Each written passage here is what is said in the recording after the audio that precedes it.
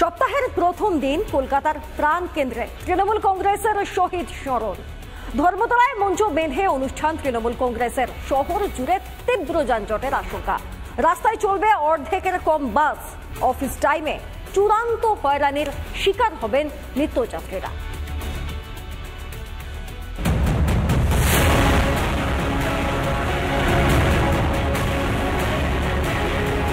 কলকাতা শহরের প্রাণ কেন্দ্র ধর্মতলা, লক্ষ লক্ষ মানুষের নিত্যদিন যাতায়াত।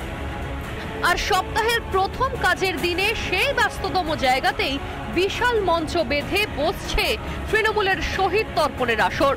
উপস্থিত থাকবেন মুখ্যমন্ত্রী মমতা ব্যানার্জি, অভিষেক ব্যানার্জি থেকে তৃণমূলের তাবড় নেতা। আর সাধারণ মানুষ কিভাবে কাজে যাবেন, কেউ অসুস্থ হলে কিভাবে পার হবেন কেউ জানে না। শহরে যে বাস কম থাকবে সেটা কার্যত স্পষ্ট।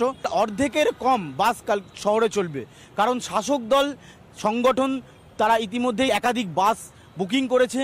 তারপরে রাস্তা বিভিন্ন জায়গায় ব্লকেজ থাকবে, বিভিন্ন রুট ঘুরিয়ে দেওয়া হবে। আমাদের বাস সকাল দিয়ে চলবে না, আমাদের সব ব্রিগেডে নিয়ে নিয়েছে, সব গাড়িগুলোই নিয়ে নিয়েছে, সবাই যাবো আমরা। বিকেলের পরে আমরা চেষ্টা করবো চালানি। তো টিএমসি ইউনিয়ন নিয়েছে। হ্যাঁ, কালকের বাস কম চলবে, সব গাড়ি ব্রিগেডে নিয়ে নিয়েছে। মানুষের অসুবিধা হবে না? অসুবিধা হলে কি করা যাবে? আর এই রাস্তায় সোজা চলে যাচ্ছে পার্ক স্ট্রিট, সরাসরি পৌঁছে যাচ্ছে ইডেন গার্ডেন্স, আকাশবাণী ভবন।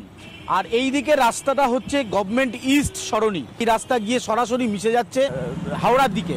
আর ঠিক পেছনের দিকে যে রাস্তা, যেখানে 21শে জুলাইয়ের মঞ্চ হয়, এই রাস্তাটা চলে যাচ্ছে সরাসরি নর্থ কানেক্ট করছে। এই রকম একটা গুরুত্বপূর্ণ জায়গায় তৃণমূল কংগ্রেসের 21শে জুলাইয়ের সভা।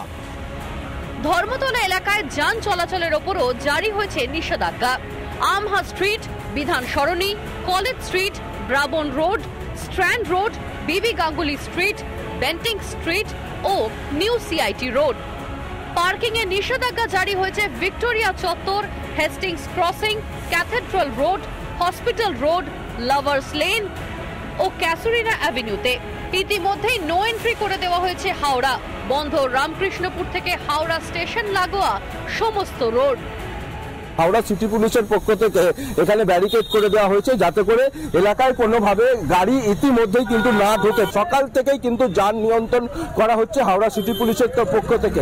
রামকৃষ্ণপুর ঘাট সহ একাধিক জায়গায় গাড়ি ঘুরপথে চালানো হচ্ছে।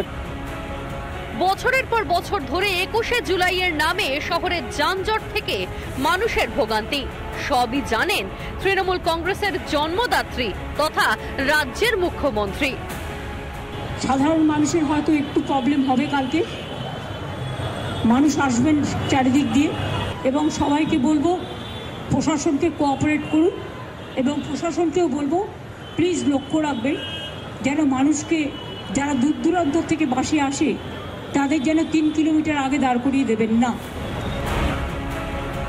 দুর্ভোগ ভোগান্তির সবটা জানেন মা মাটি মানুষের নেত্রী।